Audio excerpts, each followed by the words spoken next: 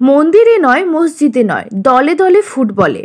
এই স্লোগানকে সামনে রেখে রাজ্যব্যাপী স্বর্গীয় পানু রায়চৌধুরীর স্মৃতি চ্যালেঞ্জ কাপ 2 দিনব্যাপী ফুটবল প্রতিযোগিতা শুরু হয় দক্ষিণ দমদমের লক্ষ্মীনগর পূর্বাঞ্চল সংঘ মাঠে। উক্ত ফুটবল প্রতিযোগিতার উদ্বোধনে উপস্থিত ছিলেন দমদম বিধানসভার বিধায়ক ও শিক্ষামন্ত্রী ব্রাত্য বসু, পৌরপিতা সুরজিৎ রায়চৌধুরী, পৌরমাতা রীতা রায়চৌধুরী সহ তৃণমূল কংগ্রেসের একাধিক উচ্চতর নেতৃত্ব ও জনপ্রতিনিধি।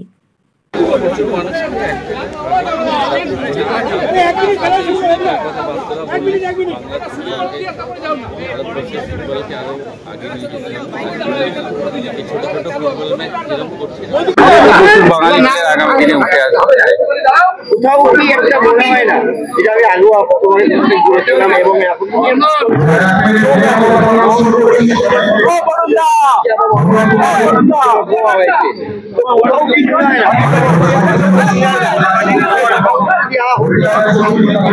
ভারতীয় দলে আপনারা বললেন যে ডেভিডকে নেওয়া উচিত, এরকম অনেক খেলোয়াড় আছে যারা জাতীয় দলে সুযোগ পাওয়া উচিত, তাদেরকে জাতীয় দলে সুযোগ পাচ্ছে না, কারণটা তো আমরা জানি না। এবার এটা অল ইন্ডিয়া ফুটবল ফেডারেশনের ভেবে দেখা উচিত। বেশিরভাগ যখন ভারতবর্ষের ফুটবলের র্যাঙ্কিং ভালো ছিল, কার্তিক দাস, সমরেশ চৌধুরী, পশ্চিম ব্যানার্জি মতো খেলোয়াড়রা ভারতীয় দলে তখন ছিলেন, কিন্তু বাঙালি প্লেয়ার বেশি থাকলে ভারতবর্ষের ফুটবলের পক্ষে ভালো। এরকম আইএসএল যখন খেলা হচ্ছে, আইএসএল দেখা যাচ্ছে বাংলার ফুটবল কম হচ্ছে, বাংলা ফুটবলাররা নেই, বা গ্রামের যেমন বলো, হাসনাবাদ বলো, বিভিন্ন নৈহাটি বলো, বিভিন্ন জায়গা থেকে ছেলেরা কিন্তু খেলা, এই খেলোয়াড়গুলোকে তার জন্য তো কলকাতা লিগে দেখবেন যে আমাদের 6 জন বাংলার খেলোয়াড় খেলাতেই হবে সব। এটা একটা ভালো উদ্যোগ, এটা আইএফএ করেছে এবং আমাদের রাজ্যের ক্রীড়ামন্ত্রী অরূপ বিশ্বাস এর জন্য আইএফএ বলেছিলেন যে বাংলার বেশি সংখ্যক খেলোয়াড় দলে রাখা হোক। সেই জায়গায় এই যে 6 জন বাংলার ছেলে থাকলে কি হচ্ছে, আপনার 20 জনে প্রায় 11-12 জন প্লেয়ার থাকে এবং কোনো 20টা বাংলার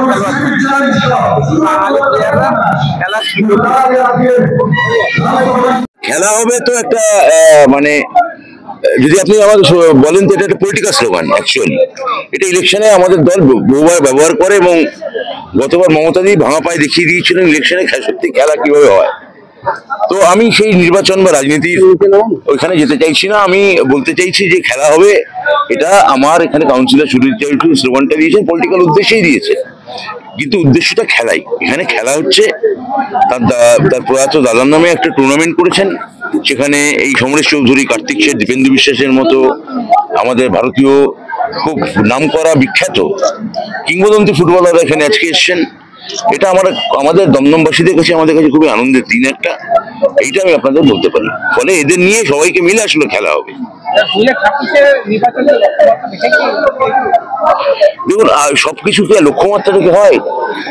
এরপর আপনি বলবেন এটা কি 31-এর দিকে তাকিয়ে ইলেকশন, এই টুর্নামেন্ট বা 36, তা তো নয়।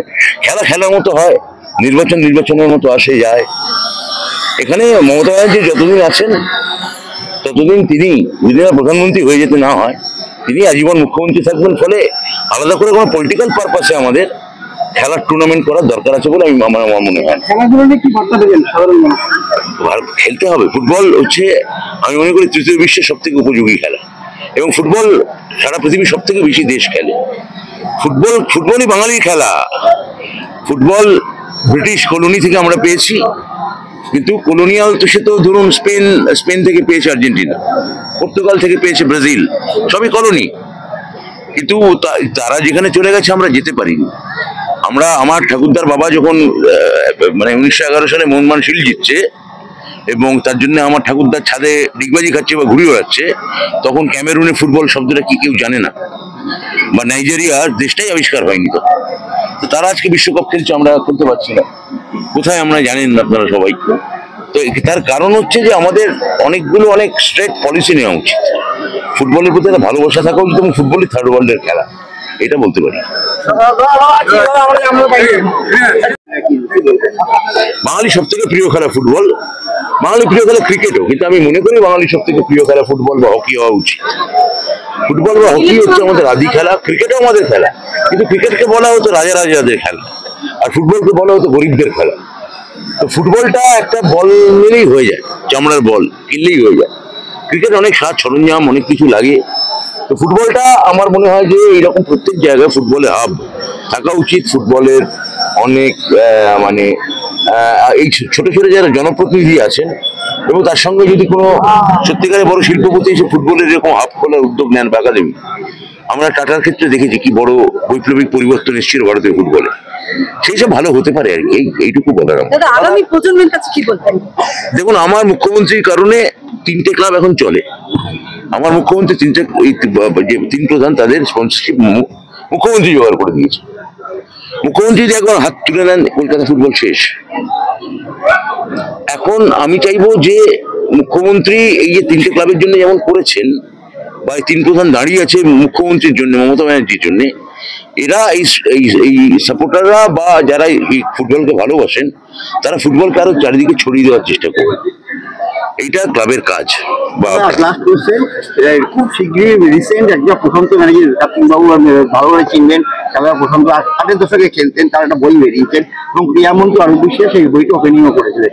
সেদিনকে বলা হয়েছিল যে বাঙালির ফুটবল সবচেয়ে এগিয়ে আছে, কিন্তু ইন্ডিয়ান ক্রিকেট এগিয়ে আছে, কিন্তু ইন্ডিয়ান ফুটবল কিন্তু এগিয়ে নেই। এটা কি কোথাও কি আমাদের রাজনৈতিক চাপের জন্য কি ইন্ডিয়া ফুটবল খেলতে পারছে না? একেবারেই না।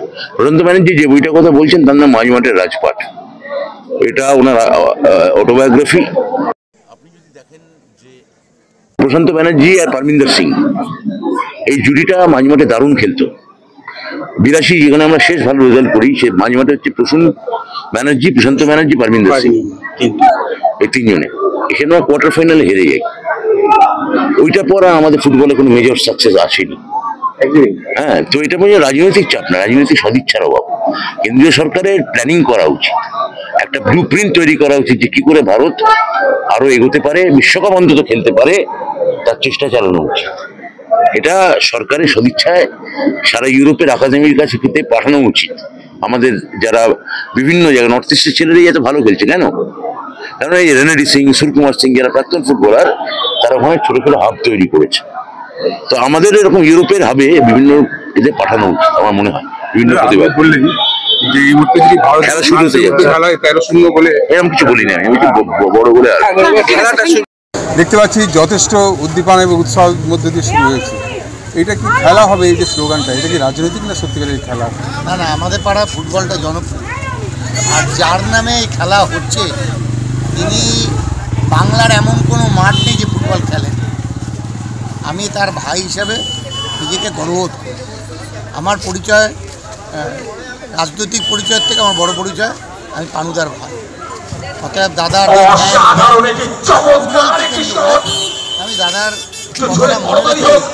নতুন প্রজন্ম তারা তো পানুরা খেলা দেখেনি, মেসির খেলা দেখেছে, রোনাল্ডোর খেলা দেখেছে।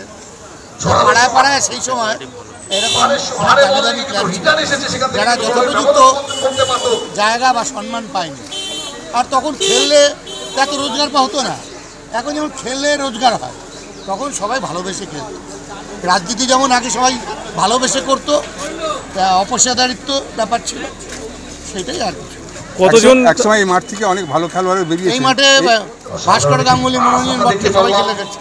এবারে কি আপনার ট্যালেন্ট হান্ট, মানে এরকম প্রতিভাকে তুলে আনাকে আপনার সেরকম কাজ কিছু আছে, দায়িত্ব আবার কি?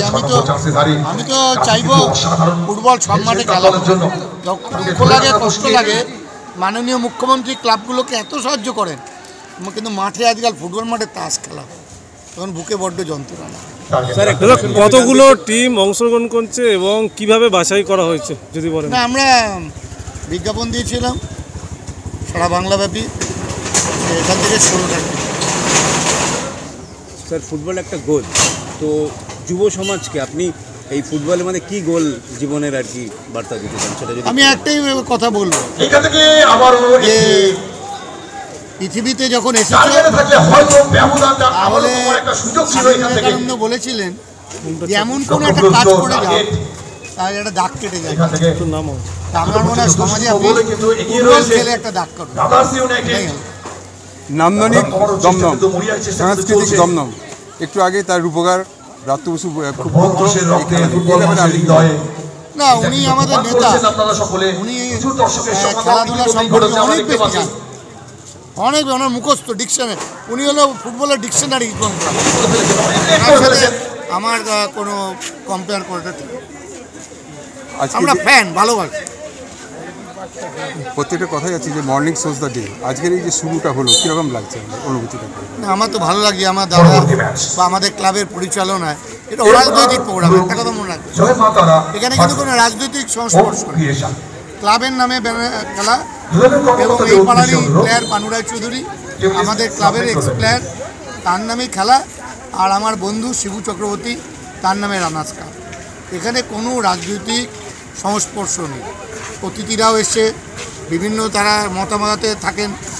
কালকে আরও অতিথিরা আসবেন, এক্স প্লেয়াররা, কালকে আরও ঢের আসবে। আজকে রথের জন্য অনেকে আসতে পারেনি, কালকে আরও ঢের প্লেয়ার আসবে। কারণ ফুটবলই সব।